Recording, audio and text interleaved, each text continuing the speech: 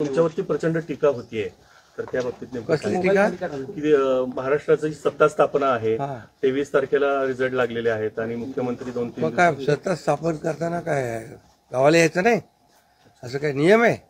मी नेहमी गावी येतो आणि एवढं सगळं आता निवडणुका झाल्या, एवढे प्रचार झाले, दौरे झाले आणि निवडणूक देखील आम्ही महायुती प्रचंड मताधिक्याने जिंकलो आणि जनतेच्या मनातलं सरकार आता स्थापन होईल.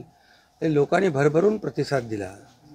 गेल्या 2.5 वर्षामध्ये जे आम्ही काम केलं त्या 2.5 वर्षाची खऱ्या अर्थाने मी नेहमी सांगायचो भाषणामध्ये, पोचपावती जनता देईल. आणि 2.5 वर्षाच्या कामाची जे महाविकास आघाडीने कामं थांबवली होती, प्रकल्प थांबवले होते, ते आम्ही वेगाने गतिमानतेने पुढे नेले आणि त्याचबरोबर विकास आणि कल्याणकारी योजना यांची सांगड घातली. आज कल्याणकारी योजना जर आपण पाहिल्या, मुख्यमंत्री माझी लाडकी बहीण योजना आणि इतर ज्या काही योजना आहेत, म्हणजे मुलींचं शिक्षण असेल, वयोश्री योजना असेल, शेतकऱ्यांच्या योजना असतील, अशा योजना आतापर्यंतच्या इतिहासामध्ये किती वर्ष तुम्ही पत्रकारिता करताय, तुम्ही देखील एकदा त्याचा अभ्यास करा की आतापर्यंतच्या इतिहासात कधीही न झालेली कल्याणकारी योजनांचा निर्णय महायुतीच्या सरकारने अवघ्या 2.25 वर्षात घेतला. बरोबर, हा इतिहास आहे आणि या योजना महाराष्ट्राच्या इतिहासामध्ये सुवर्णाक्षराने लिहिल्या जातील. आणि मला विश्वास होता की आम्ही केलेला विकास, आमचा अजेंडा विकासाचा होता आणि आम्ही केलेल्या कल्याणकारी योजना, आम्ही म्हणायचो सर्वसामान्यांचं सरकार आहे, सर्वसामान्यांचं सरकार, गोरगरिबांचं सरकार. मी देखील एक शेतकरी कुटुंबातून आलो म्हणून मी गावी येतो.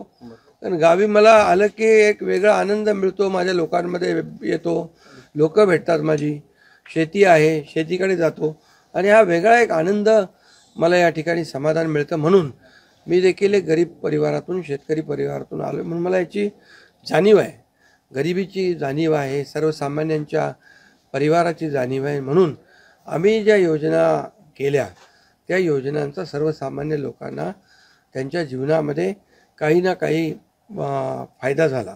आणि म्हणून आम्ही म्हणाल तर इकोसिस्टीम तयार केली. प्रत्येक परिवारातल्या माणसाला, मग त्याचा मुलीचा जन्म झाला, मुलगी असेल, लाडकी बहीण असेल, लाडका भाऊ असेल, युवा प्रशिक्षण स्टायपंड आणि शेतकऱ्यांच्या योजना, या सगळ्या म्हणजे लाडकी बहीण, लाडका भाऊ, लाडका शेतकरी, लाडका ज्येष्ठ, हे सगळे आमचे जे आहेत, ह्या सगळ्या साठी आम्ही केल्यानंतर लोकही म्हणायला लागले आपलं सरकार लाडकं सरकार. आणि मला विश्वास होता की या निवडणुकीमध्ये प्रचंड यश मिळेल. आम्ही ज्या योजना केल्या त्याचं प्रतिबिंब या निवडणुकीमध्ये पाहायला मिळालं आणि तसंच्या तसं आतापर्यंतच्या इतिहासामध्ये एवढ्या मेजॉरिटीने महायुतीला जे यश मिळालं ते कधीच मिळालं नाही. मोठ्या प्रमाणात अशी मागणी आहे की तुम्ही मुख्यमंत्री व्हावं, अशा प्रकारची खूप मागणी आहे. नेमकं काय ठरलंय याचीही उत्सुकता नाही. यामध्ये बघा, साहजिक आहे, जनतेच्या मनामध्ये मी जे काम केलं, मुख्यमंत्री, जनतेचा मुख्यमंत्री, मी कॉमन मॅन म्हणून जे काम केलं, मी म्हणायचो CM म्हणजे चीफ मिनिस्टर नुसतं नाही तर कॉमन मॅन. आणि कॉमन मॅन समजून मी काम केल्यामुळे कॉमन मॅनच्या ज्या अडचणी आहेत, दुःख आहेत, ते मी समजून घेऊन सोडवण्याचा प्रयत्न केला. त्यामुळे साहजिक आहे लोकांची भावना. पण आणि त्याबरोबर मुख्यमंत्री म्हणून माझ्या नेतृत्वाखाली निवडणुका झाल्या, माझे दोन्ही उपमुख्यमंत्री सोबत होते, सर्व सहकारी सोबत होते आणि मिळालेलं यश हे अतिशय प्रचंड आहे. आणि यामध्ये मी म्हणूनच याच्यामध्ये कोणाचाही संभ्रम नको म्हणून मागच्या आठवड्यामध्ये मी प्रेस कॉन्फरन्स घेतली. आपल्याला माहीत आहे की यामध्ये आदरणीय प्रधानमंत्री नरेंद्र मोदीजी, आदरणीय अमितभाई शाह गृहमंत्री, भाजपाचे अध्यक्ष, आणि या सर्व निर्णय घेतील मुख्यमंत्री पदाबाबतचा. तो मी सांगितलं, त्याला पूर्ण शिवसेनेचा पाठिंबा आहे, माझा पाठिंबा आहे. त्यामुळे आता कुठं काही असं किंतु परंतु कोणाच्याही मनामध्ये नसावा. शेवटी मी मनमोकळेपणाने काम करणारा कार्यकर्ता आहे आणि म्हणून माझा निर्णय मी घेतलाय. परिषदेचं सभापती पद पाहिजे म्हणून एकनाथ शिंदेचे हे प्रेशर पॉलिटिक्स आपल्याला पाहिजे. हे पहा, याच्या बाबतीत चर्चा होईल आता. चर्चा होईल, चर्चेमधून बऱ्याचशा काही गोष्टी निघतील, बऱ्याचशा गोष्टी सुटतील आणि त्यामुळे आम्हाला सर्वात महत्त्वाचं म्हणजे आम्हाला जे निवडून दिलेलं आहे लोकांनी, त्या लोकांना ज्या काय आम्ही कमिटमेंट केलेल्या आहेत त्या राज्याच्या विकासाच्या दृष्टीने किंबहुना ज्या आम्ही लोकांची बांधील आहोत, ही बांधिलकी आम्हाला जपायची आहे. सगळ्यात महत्त्वाचं मला काय मिळालं, कुणाला काय मिळालं यापेक्षा जनतेला काय मिळणार आहे. महाराष्ट्रातल्या जनतेने भरभरून मतदान केलेलं आहे, मतांचा वर्षाव केला आहे. आता त्यांना आम्ही आमच्या पद्धतीने जे देण्याचा प्रयत्न होणार आहे.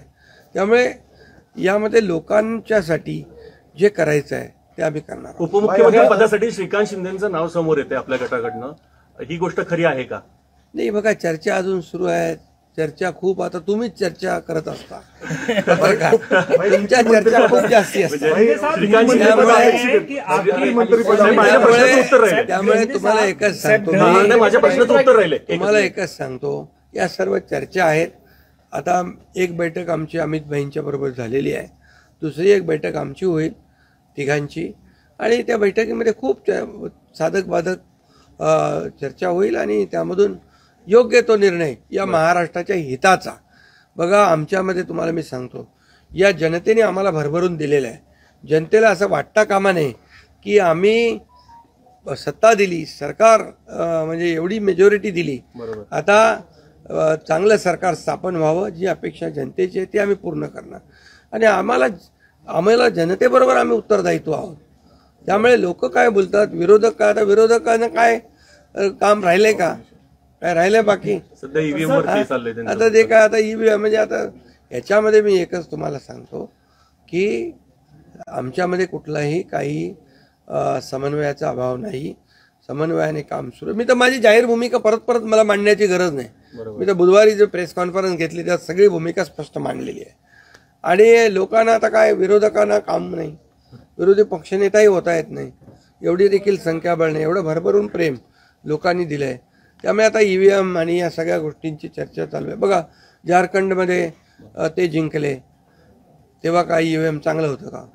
आणि त्याचबरोबर लोकसभेमध्ये ते जिंकले तेव्हा काय ईव्हीएम चांगलं होतं? आत्ता पण लोकसभेचा एक त्यांचा माणूस जिंकला आहे या सर्व निवडणुकीत, पोटनिवडणुकीमध्ये. त्यामुळे कर्नाटकमध्ये, तेलंगणामध्ये असेल, झारखंडमध्ये असेल, यामध्ये ते विरोधी पक्षाला देखील यश मिळाले. त्यामुळे हे लाडक्या बहिणींनी एक आणि सर्वांनीच, लाडक्या बहिणींचा मोठा सहभाग याच्यामध्ये, या विजयामध्ये आहे. आणि लाडक्या भावांना त्यांनी भरभरून प्रेम दिले, लाडक्या भावांनी आम्हाला प्रेम दिले, लाडक्या शेतकऱ्यांनी दिले. सर्वांनी, या सर्वांच्या एकजुटीच्या प्रेमामुळे, आशीर्वादामुळे हे सरकार एवढ्या मोठ्या प्रमाणात मेजॉरिटी. 22 मतमोजणीची मागणी झाली. अरे, ते निवडणूक आयोग बघेल, कोर्ट बघेल. आणि काय आहे, जेव्हा तुम्ही हरता तेव्हा ईव्हीएम खराब आहे, जेव्हा जिंकता तेव्हा ईव्हीएम चांगला आहे. असं कसं काय? तुम्ही एकच भूमिका घ्यायला पाहिजे. झारखंडमध्ये तुम्ही जिंकले, लोकसभेत तुम्ही जिंकले, कर्नाटकमध्ये जिंकले, तेलंगणात जिंकले, तेव्हा काय ईव्हीएम चांगली होती? ईव्हीएमच्या बद्दल काही चौकशी करा, काही करा. तुम्हाला सांगतो, या महाराष्ट्रातल्या लाडक्या बहिणींनी भरभरून, लाडक्या भावांनी आणि लाडक्या शेतकऱ्यांनी भरभरून दिले.